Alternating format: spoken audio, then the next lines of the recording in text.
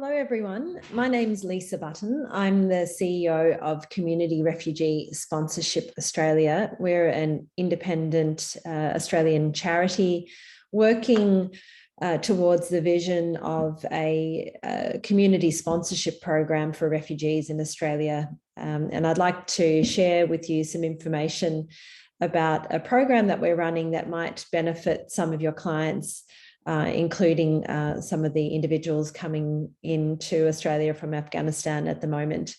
I'm going to share my screen and take you through some slides and hopefully anticipate some of the questions that you might have about this program and how you might engage with it.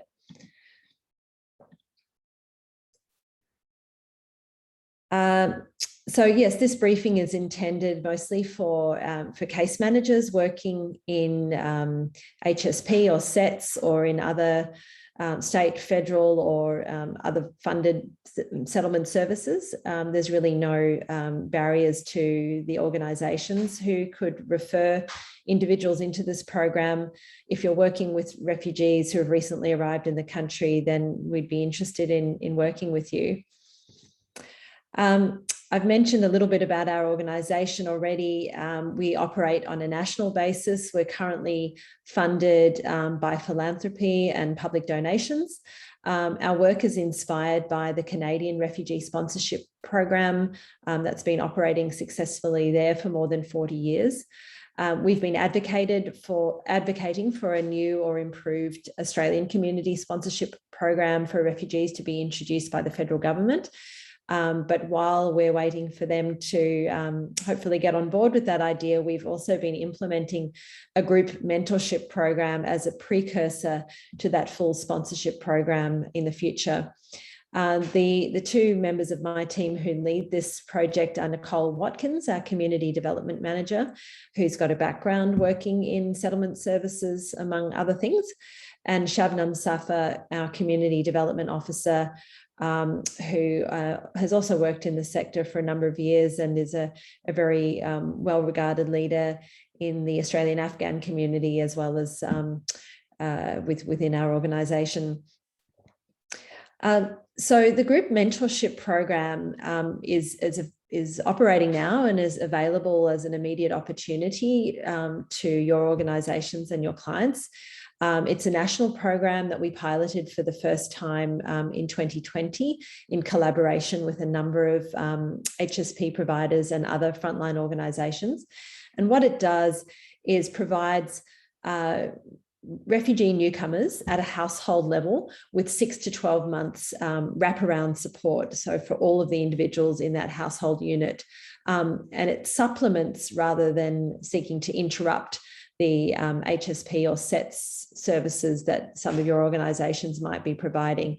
So the idea is that the mentor groups, who are groups of everyday Australians from different walks of life, their role is to fill the gaps in the needs of those refugee households, and in a way that doesn't disrupt the provision of contracted services that HSP or SETS case managers are funded to provide.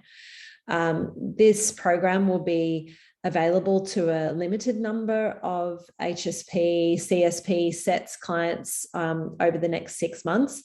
We're currently rapidly scaling up our program with the aim of having 200 mentor groups available around the country over the next few months. So that would mean support for somewhere between 200 to 250 refugee families.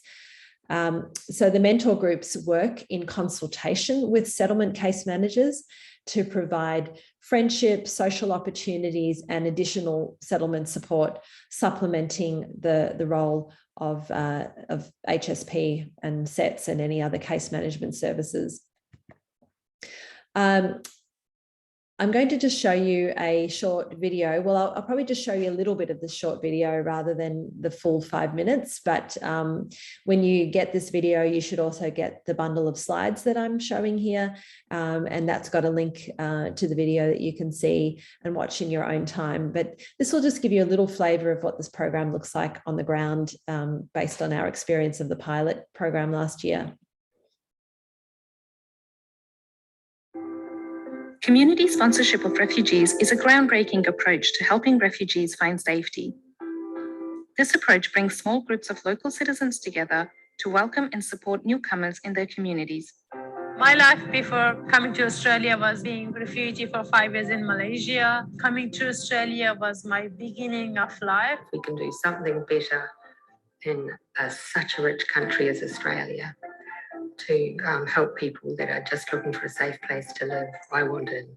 I come from a family which came to Australia as refugees, so my grandparents, so I've always felt connection and I guess a responsibility to that. We felt really committed to sharing the resources and the networks that we have. Canada's program has run successfully for decades, but now thousands of people in a growing number of countries around the world are getting involved, with Australians stepping up to do their bit.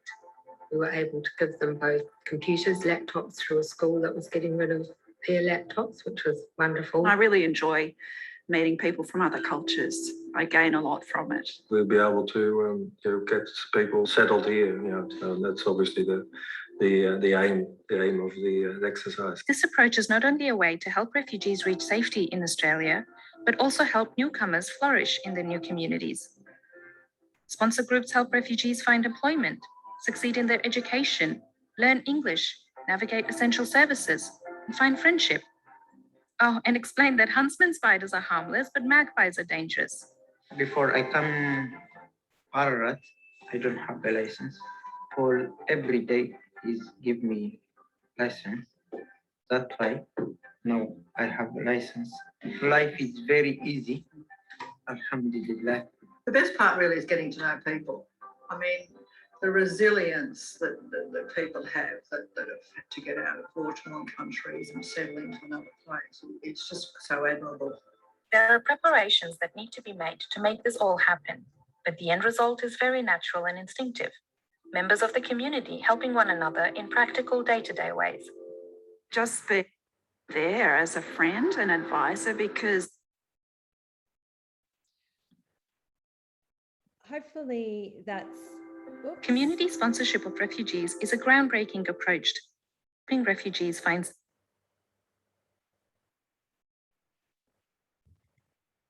Hopefully that's given you a sense of what the program looks like on the ground, and I'd encourage you to go in and watch the rest of that video if you have time. I won't go through this slide in too much detail, but essentially our objective in running this program for a second time is to build on the success of the initial pilot and to continue to enhance the model for future community-led support for refugees. There's a few additional elements that we're building into the program, including introducing the role of supporting community organisations. So those are organisations like clubs or schools or churches in your local community, and finding a way for them to help to scale up this program and also support the groups of volunteers involved in it. In terms of the key stakeholders, you'll see from this diagram here that on the left-hand side, we have settlement agencies and other frontline organisations who are working with refugees. The idea is that they refer refugee households to us if they think that they would benefit from this kind of support. Then we have CRSA, our acronym, providing a coordination function and also screening and training the mentor groups and providing them with resources to do this work. You then have the mentor groups themselves, who are groups of 5 or more everyday Australians active in their local community who feel that they have the time and energy to support refugee newcomers. Then we have supporting community organisations. This is an optional element for those mentor groups that are connected to, say, a school or a club or a church. They might be inviting those organisations to partner with them in supporting their mentee household. And then, of course, we have the refugee households themselves. We refer to them as the mentees, who are the beneficiaries of this 6 to 12 months of additional support. And we say 6 to 12 months because we like to give groups and the mentees the opportunity to review how things are going at the 6-month mark And if things are going very well and it's a fruitful exercise for the mentee household, then the idea is that the support would continue for another 6 months. But if something has changed in the mentee's life, or for some reason the group and the household haven't gelled, then it's an opportunity to bring the mentorship to an end and part on good terms, rather than dragging it on any further. The key principles and tools that inform the program, I'll just go through the principles, and there's a list of the tools on the right-hand side there. But one thing it's very important to understand is that this is all about group-based volunteering. So it's a group of everyday citizens who collectively support a single mentee household. So it's not just one person mentoring another person. The second principle there is that that group are self-directed innovators. So we at CRSA don't dictate their activities on a day-to-day basis. We provide them with a few guidelines, a code of conduct with some clear rules about appropriate and inappropriate behaviour. But otherwise, it's up to them to get to know the mentee household and work out how best they as a group can support that household in its aspirations, drawing on whatever local resources and networks they have access to. The third principle there is that the groups are all screened, trained and trusted to do this work. And finally, that they are well supported. So there's a range of supports that we put in place, both from us and from other organisations. They include the training that we provide initially, what we call top-up training, which usually happens every second month through an online forum, access to the support of peers. So we have a national community of practice with various platforms in which mentor groups around the country can engage with one another and exchange ideas and learnings and opportunities. And we also hope that case managers who are referring clients into this program can be something of a resource as well. So if you share a client with a mentor group, that mentor group could pick up the phone to you. If they're assisting your client with something and they run into a hurdle, they can pick up the phone and say, hey, we need some help on this issue, and we know that you'll know your way around the space, and so get some insight and advice from you.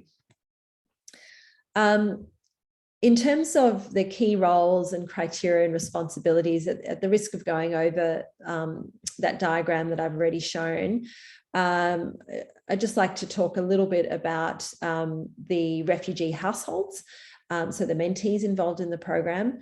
The idea is that this program benefits people who hold either permanent or temporary refugee or humanitarian visas. So it's for people who are on a settlement journey rather than individuals who are still waiting to have their humanitarian claims assessed by the government. We seek to prioritise the most recent arrivals, so people who are still early in their settlement journey, as we think that's where the mentor groups can play the biggest role in assisting people. And we like to focus on clients who are likely to benefit the most from this kind of support. So individuals or families with no close family in their nearby community, households with little or no English capability, women at risk, single parent households, households with large numbers of children, unaccompanied minors in various programs, as well as LGBTIQ individuals who might need perhaps more tailored support from that which is provided, by the general community of the country that they're from. So sitting underneath the roles that are outlined there is, of course, our organisation coordinating the program, matching the mentor groups with the mentees and onboarding the mentees through an informed consent process, and undertaking some activities to evaluate the program over time.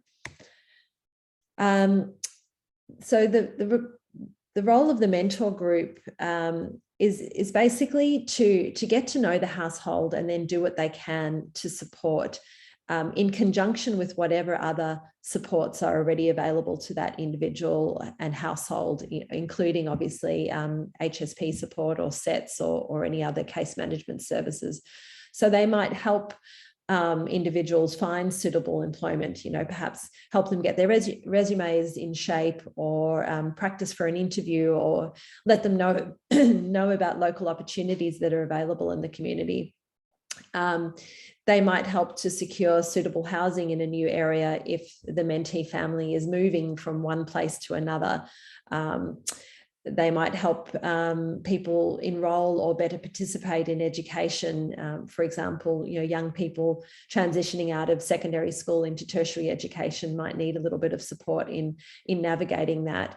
They might introduce mentees into sporting clubs or other hobbies that interest them, practice their English, learn to drive, log some hours so that people can get their permits.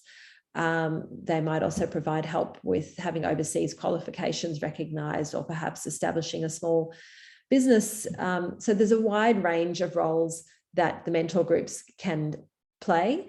I have just flagged there that there's no expectation that the groups would provide any ongoing financial support to the mentee household. We do ask the mentor groups to raise a small amount of money, somewhere between $1,000 and $3,000, depending on the size of the mentee household. But that money is for the group itself to hold and use to fund its activities. Maybe they want to host a community event, or maybe they get a donation of half a dozen laptops that could be reconditioned and given to the mentees, and they just need some funds to do that. So that money doesn't come to us. It's held by the mentor group and used at their discretion. There's also no expectation that the groups would provide housing, though it's possible that groups might assist with that if it's required. But this is not a housing project. It's a mentoring and a settlement support project. Just to give you a sense of the project timeframe, we are currently onboarding new mentor groups in 4 waves over the next 6 months. You can see the different deadlines for the applications of those mentor groups to be involved in the program. We then train them, and then we then activate them, which involves matching them with a refugee household in a location that's sufficiently proximate to the group to be workable. There's a couple of other key moments that I flagged there. CRSA as an organisation will conduct check-ins with the mentees in months 1, 5 and 11 of their mentorship journey, just to identify and address any emerging issues and just generally see how people are going. The mentor groups will complete a settlement progress survey with the mentees also in months 1, 5 and 11, which will be a key part of the program's evaluation. So that's just looking at some of those themes that are part of the NSOS framework, those settlement outcomes, and asking how people are tracking in those different areas and what role the mentor group can play to continue to support development in those areas. In addition to those formal moments, we expect that there would be ongoing dialogue between the mentor group and case managers, just to and indeed the mentees themselves, to flag issues that are arising and troubleshoot things as things continue. So essentially, as a caseworker, what this means is once you've referred a client into this program, you basically just have access to a bunch of volunteers who can help you implement the settlement plan that you're developing with that client. People who are able to do things on the weekends or after hours or in more sort of unstructured ways to that which you can do as a case manager.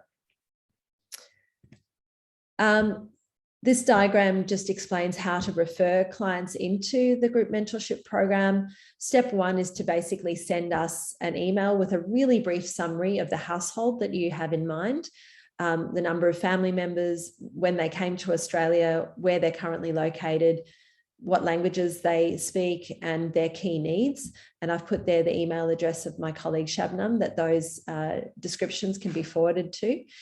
We can then let you know if there's a mentor group available to support that household, or if perhaps we can create one around that household. So we can provide a brief profile of the mentor group that we have in mind that would tell you, where that group is based, what sort of people in it, what sort of capacity they have to help. If it looks like at that point we might have a match, then we would ask you to fill in a referral form, which is basically a questionnaire about the household. There's a template in the slides with what's included in that questionnaire, but it's basically, their contact details, some background on their educational history, what sort of visa they hold, what languages they speak, what sorts of things they need help with. We would then use that information to contact the client and explain the program to them and seek their informed consent to be involved. Of course, you as a case manager could lay the groundwork with the client by telling them a bit about it beforehand, but that's our formal opportunity to make sure that they fully understand what the program's all about and that they are actually, giving their informed consent to being involved. We would then confirm the match between the refugee family and the mentor household, the mentor group, and put the case manager, the refugee household, and the mentor group all in touch with one another to arrange an initial meeting. So the idea is initially there would be a three-way meeting between the case manager, the refugee household, and the mentor group members. That would kickstart the ongoing relationship that the mentor group would have with that household. There's some other appendices in the slide deck that you might want to have a look through. There's an example of the mentee referral form. I'll just flick through these so it gives you a sense of the sorts of questions that we would want answered about the family as part of onboarding them into the program. There's an overview of the training program that we give the mentor groups. This training program was developed by the Global Refugee Sponsorship Initiative, which is very well connected within the Canadian sponsorship program. So we've sort of got the benefit of 40 years of learning and development and inherited that and tailored it to the context of Australia and this particular program. There's also some slides that just give you a bit of an overview of the pilot program, where there are groups around the country in the pilot program and the scale of that program, some of the organisations that were involved, and a summary of some of the key findings of the independent evaluation. And you can see down here, there is a link to the executive summary of that evaluation, as well as the full report, which are available on our website. A couple of quotes from mentees and mentors involved in the pilot program, and the recommendations from the evaluation of that program, which we're seeking to implement as part of this next round of the program. So I will stop sharing at that point, and if I was doing this live, I would invite questions, but very happy to receive questions via email. We'd love to work with you. The idea is that this is all about collective innovation and problem solving. So if you have ideas that you think might make this program work even better, knowing the way that your organisation works or the needs of your clients, we're very interested in hearing those. It's very much a collaborative exercise. So we hope this resonates with you, and hope to hear from you if you think that any of your clients might benefit from this approach and this program. There will be limited capacity in the program, but we are rapidly expanding that. So I would encourage you to at least make an inquiry if you think that you might have clients who'd be interested in being involved and who would benefit. Thank you very much for sitting through this, and hope to hear from you soon. Thank you.